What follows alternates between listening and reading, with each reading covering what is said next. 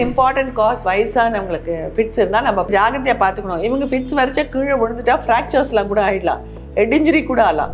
Driving பண்ணக்கூடாதுன்னு நான் சொன்னதும் எல்லாருக்கும் வந்து அப்செட் ஆகிடும். ஏன்னா பக்கத்தில் தான் போயிட்டு வரேன்பாங்க. சைக்கிளோ காரோ பைக்கோ எதுவாக இருந்தாலும் இவங்களுக்கு ஓட்டிகிட்டு இருக்கிற சமயத்தில் சீஷர் வந்தால்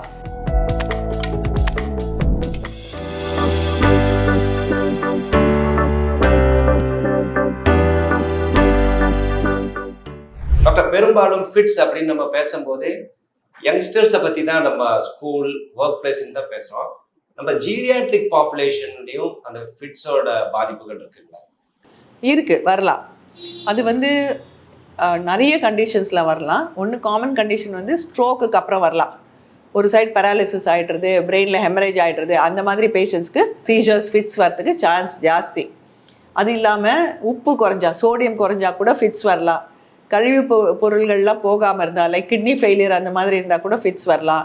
பிரெயினில் இன்ஃபெக்ஷன் இருந்தால் வரலாம். வேறு ஏதாவது உடலில் இன்ஃபெக்ஷன் இருந்து அது பிளட்டில் ஸ்ப்ரெட் ஆகி பிரெயின் அஃபெக்ட் பண்ணால் கூட ஃபிட்ஸ் வரலாம்.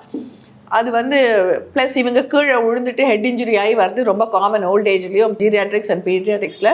இன்னொரு இம்பார்ட்டன்ட் காஸ் வயசானவங்களுக்கு ஃபிட்ஸ் இருந்தால் நம்ம பார்க்க வேண்டியது வந்து டியூமர் இருக்கான்னு பார்த்துக்கணும். தலையில் பிரெயின் டியூமர் இருக்கா, அதனால ஃபிட்ஸ் வருதான்னு. ஸோ வயசானவங்களுக்கு ஃபிட்ஸ் வந்து அவசியமாக எல்லா டெஸ்ட்டையும் எடுத்து பார்த்துக்கணும். இது ஒரு ஃபிட்ஸ் தானே அப்படின்னு விடக்கூடாது. ஏன்னா இவங்களை வந்து நம்ம ஜாகிரதையாக பார்த்துக்கணும். இவங்க ஃபிட்ஸ் வரைச்சா கீழே விழுந்துட்டா ஃப்ராக்சர்ஸ்லாம் கூட ஆகிடலாம், ஹெட் இன்ஜுரி கூட ஆகலாம். அந்த மாதிரி இருக்கிறச்சு நம்ம கேர்ஃபுல்லாக இருக்கிறது தான் நல்லது.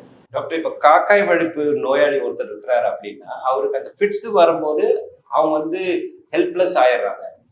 ஃபேமிலி மெம்பர்ஸோ வேற யாராவது தான் அவங்களுக்கு சப்போர்ட் பண்ணணும். ஸோ அப்படி அந்த ஃபேமிலி மெம்பர்ஸுக்கு டூஸ் அண்ட் டோன்ட்ஸ் அப்படின்னா நீங்கள் என்னென்ன சொல்லுவீங்க? ஃபஸ்ட்டு வந்து டூஸ் சொல்கிறேன். இவங்க என்ன பண்ணணும்னா, இந்த வலிப்பு இருக்கிறவர் வந்து டயத்துக்கு சாப்பிட்டுட்டு டயத்துக்கு மாத்திரை எடுத்து டயத்துக்கு தூங்குறத பார்க்கணும். நைட் ஸ்லீப் டிஸ்டர்ப் ஆகாமல் பார்த்துக்கணும். At least 6 to 8 hours of night sleep. ஒருத்தர் சொல்லுவாங்க நான் 2 மணிக்கு படுத்துன்னு காலையில் 10 மணிக்கு தான் எழுந்திருக்கிறேன்னு. அது கிடையாது. மேக்ஸிமம் 11 o'clock போய் படுத்துடணும். 11 to 7 ஐடியல், இல்லைன்னா 10 to 6 is okay. At least 6 to 8 hours night sleep இருக்கணும். ஆல்கஹாலை தவிர்க்கணும். பாக்கி இந்த போதைப் பொருள்களை எடுத்துக்கக்கூடாது. இதெல்லாம் பார்த்துக்கணும். அவரை பீரியாடிக்கலாக மெடிக்கல் செக்கப் கூட்டிகிட்டு போயிட்டு என்ன இன்வெஸ்டிகேஷன்ஸ் அவங்களுக்கு வேணுமோ அதை பண்ணிக்கணும். சம்டைம்ஸ் இது என்ன ஆகும்னா ஓவர் ப்ரொடெக்டிவ் ஆகிடுவாங்க. எஸ்பெஷலி குழந்தைக்கு இருந்தால் அது பார்த்துட்டே இருப்பாங்க திருப்பி வந்துருமான்னு. அந்த மாதிரியும் பண்ணக்கூடாது. Protection should be appropriate. அந்த குழந்தைக்கு இருக்கான்னு உட்காந்து நைட் எல்லாம் பார்த்துட்டு இருக்கிறான், எனக்கு தெரியும் பேரண்ட்ஸும் இருக்காங்க.